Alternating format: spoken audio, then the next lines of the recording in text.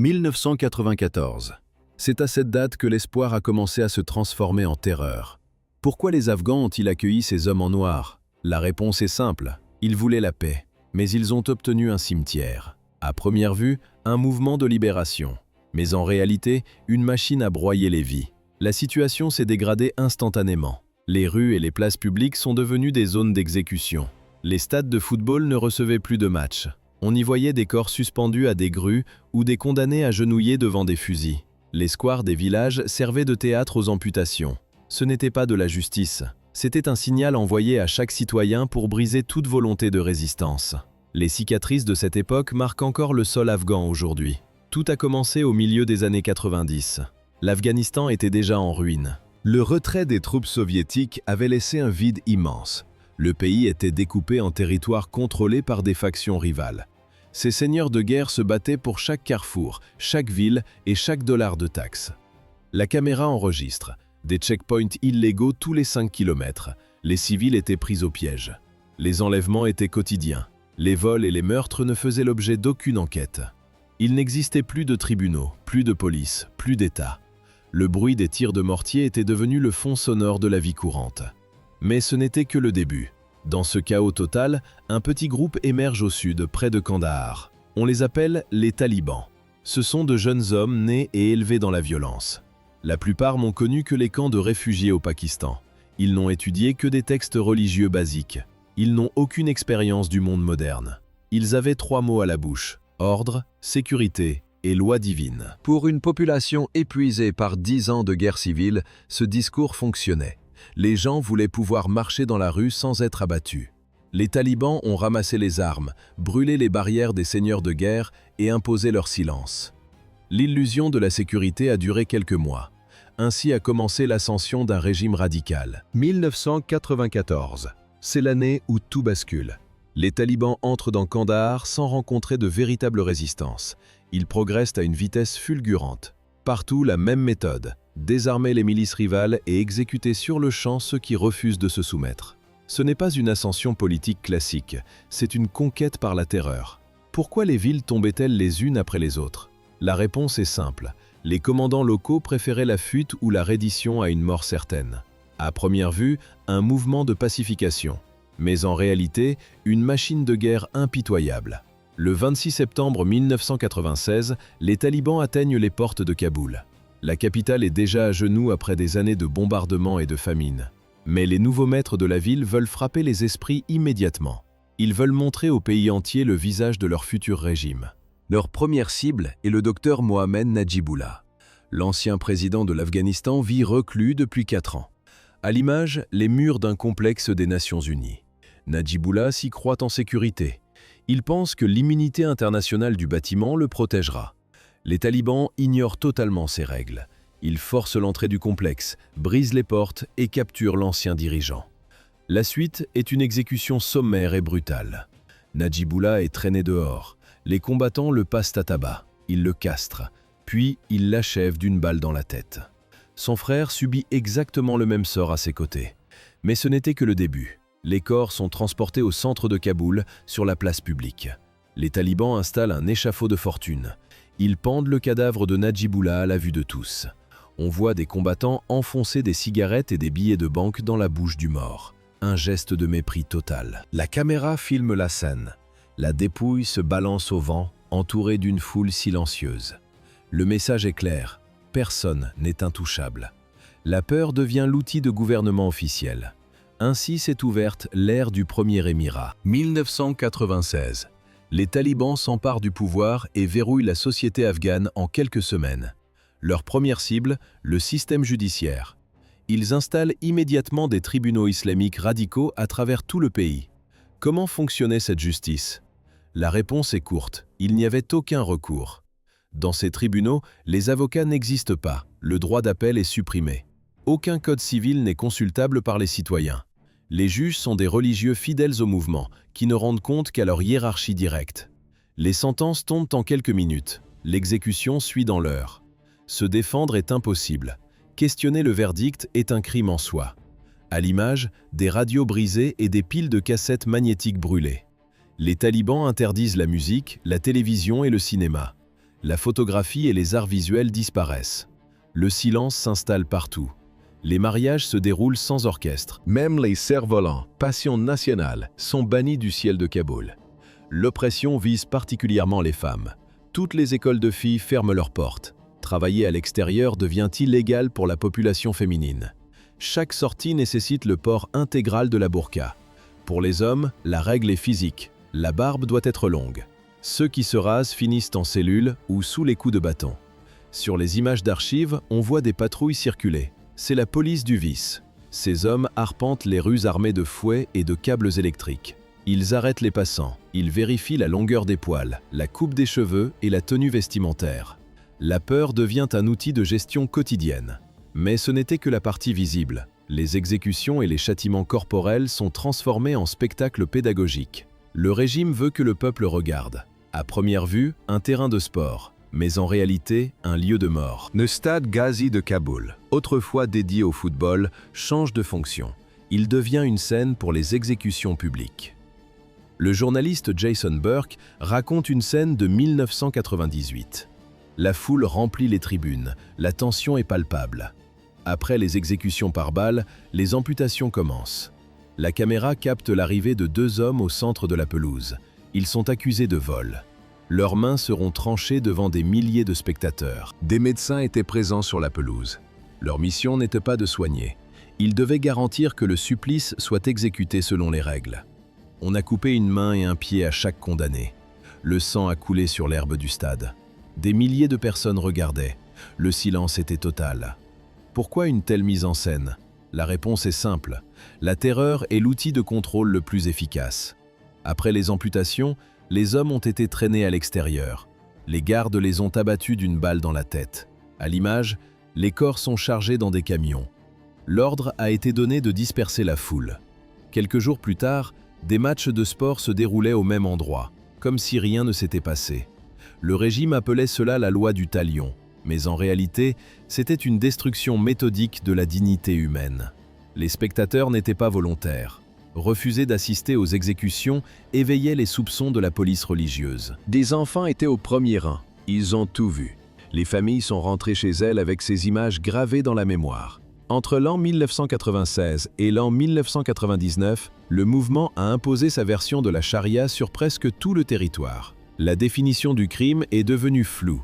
Un vol, même dérisoire, coûtait un membre. Aucune enquête n'était menée sur la pauvreté ou la faim des accusés. Une simple dénonciation suffisait. La sanction tombait sans délai. L'adultère et les relations hors mariage étaient punis de mort. Les talibans traitaient ces accusations comme des crimes d'État. Les preuves n'étaient pas nécessaires. Sur les places publiques, des hommes et des femmes étaient lapidés ou fusillés. Les rapports internationaux confirment les faits. Entre 1996 et 2001, les exécutions pour immoralité étaient hebdomadaires. Le régime planifiait ces événements à l'avance. Les haut-parleurs annonçaient l'heure et le lieu.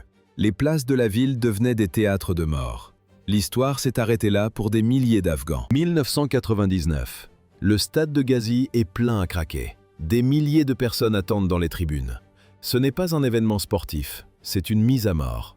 Une femme est amenée au centre de la pelouse. Son crime, une accusation d'adultère. Elle est forcée de s'agenouiller sur l'herbe, le corps entièrement dissimulé sous un burqa bleu. Comment les talibans ont-ils montré leur force au monde? Par la terreur brute et systématique. Un garde s'approche de la condamnée. Il arme son fusil. Un seul coup de feu dans la tête. À l'image, on voit le corps s'effondrer devant la foule immobile. La scène est filmée. La vidéo sort clandestinement d'Afghanistan et fait le tour du globe. Le choc est total. Mais pour les talibans, il n'y a aucune honte. C'est un message, un signal de contrôle absolu envoyé à la planète entière. La police religieuse surveille tout. Les gestes, les vêtements, les regards. Une femme relève son burqa de quelques centimètres, elle est battue en pleine rue. Mais les coups de bâton ne sont qu'un début. La lapidation devient la peine la plus redoutée. Les talibans déterrent des châtiments médiévaux que même les Afghans les plus endurcis par la guerre n'avaient jamais vus. Leur méthode favorite, être enterré vivant. Février 1998. Le mollah Mohamed Omar donne un ordre direct. 3 hommes accusés d'homosexualité doivent mourir. La procédure est précise. On creuse une fosse. On empile des briques autour des victimes. Puis on fait s'écrouler un mur sur eux pour les broyer. Les bourreaux fixent une règle. S'ils survivent 30 minutes sous les décombres, ils seront épargnés. À première vue, une exécution certaine. Mais en réalité, un miracle se produit. Les 3 hommes respirent encore après le délai imparti. On les extrait des ruines pour les transporter d'urgence à l'hôpital. Ce n'était pas de la pitié, c'était un échec technique. La survie de ces hommes prouve une chose: la cruauté du régime n'avait plus aucune limite physique. Les juges talibans ne se cachent pas, ils s'expriment ouvertement devant les caméras. Pour eux, un homosexuel n'a que 2 options, la lapidation ou l'écrasement. Ils ne discutent ni des droits, ni de l'âge, ni de la santé mentale. Le but est d'effacer l'individu, de transformer l'humain en un exemple de terreur pour réduire la population au silence. La confusion est volontaire. Criminels, opposants politiques ou simples citoyens accusés d'offenses morales finissent dans la même cellule. Tout est perçu comme une menace pour l'État. Un mot de travers peut mener à la mort. Les femmes sont les premières cibles. Parler à un inconnu ou sortir sans un parent masculin suffit pour être accusé d'adultère. Le régime punissait des actes qui n'étaient des crimes nulle part ailleurs. La vie quotidienne était devenue un champ de mines. Une erreur, un faux pas, et la machine de mort se mettait en marche. L'histoire s'est arrêtée là pour des milliers de victimes. L'éducation des filles est devenue un crime d'État. Partout dans le pays, les portes des écoles se sont refermées. Les enseignants ont subi des passages à tabac systématiques. Apprendre en secret était un acte de résistance. Celles qui bravaient l'interdiction risquaient la flagellation publique. Le régime exigeait des femmes l'invisibilité totale et le silence absolu. En Afghanistan, la peur était un compagnon quotidien. Une simple dénonciation d'un voisin suffisait pour tout perdre. Une accusation de vol ou d'immoralité, même sans preuve, entraînait une arrestation immédiate. À l'image des hommes emmenés de force dans des camionnettes. Pourquoi personne ne protestait? La justice était devenue une exécution sommaire. Les procès duraient quelques minutes. Aucun avocat n'était autorisé dans la salle. Les juges religieux présidaient les séances en robe courte, sans même rédiger de chef d'inculpation officiel. Le verdict tombait. Les haut-parleurs hurlaient la sentence dans les rues. Pour les condamnés à mort, le droit d'appel n'existait pas. Les exécutions avaient lieu le jour même du jugement. À première vue, un système solide, mais en réalité, un château de cartes. L'année 2001 a tout changé. Après les attaques du 11 septembre, l'invasion américaine a pulvérisé le front. Le contrôle des talibans sur Kaboul s'est effondré en quelques semaines. Les combattants ont déserté les ministères, les tribunaux et les prisons en une seule nuit. On voit les bâtiments officiels abandonnés, les dossiers éparpillés au sol. Les exécutions publiques dans le grand stade se sont arrêtées net. Ce n'était pas un changement de mentalité, mais une perte de territoire. La population a espéré la fin de 5 années de terreur. Mais cet espoir a été de courte durée. Les talibans n'avaient pas disparu. Ils ont entamé un mouvement de repli stratégique. Ils ont rejoint les zones rurales, les massifs montagneux et les camps de l'autre côté de la frontière. C'était le début d'une guerre d'usure. Un conflit silencieux qui allait durer près de 20 ans. Le groupe a changé de méthode. Les insurgés évitaient désormais les grandes villes. Ils privilégiaient des tactiques invisibles et imprévisibles. Des attaques nocturnes, des bombes dissimulées au bord des routes. Des assassinats ciblés contre ceux qui soutenaient le nouveau gouvernement ou les forces étrangères. Dans les provinces reculées, leur loi restait la seule règle. Là où l'État n'avait aucun accès, la violence continuait loin des regards. Le piège se refermait à nouveau.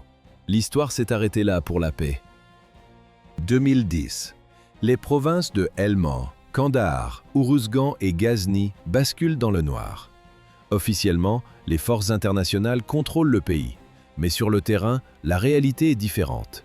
Des districts entiers glissent sous l'influence des talibans. Le mouvement n'est plus au pouvoir à Kaboul, mais il règne déjà sur les campagnes. Comment les talibans ont-ils repris le contrôle sans les villes? La réponse est simple, la terreur administrative. Ils ont créé une structure parallèle. À l'image, des ombres circulent entre les maisons de terre cuite. Les talibans agissent comme la seule autorité réelle. Ils décident de la vie et de la mort. Pour asseoir ce pouvoir, ils installent des tribunaux de l'ombre. Ces cours de justice clandestines siègent dans des mosquées ou des maisons privées. Il n'y a aucun dossier papier, aucun avocat, aucun témoin n'a le droit de parler librement. Mais ce n'était que le début. La nuit, le silence est rompu par le bruit des moteurs et des portes défoncées. Les cibles sont précises. Espions présumés, informateurs de la police, enseignants, travailleurs humanitaires. Quiconque critique l'organisation disparaît. Les familles attendent. Elles cherchent des réponses, mais n'osent poser aucune question. Le bilan est systématique. Parfois, on retrouve un corps sur le bord d'une route au lever du jour. Souvent, il n'y a rien.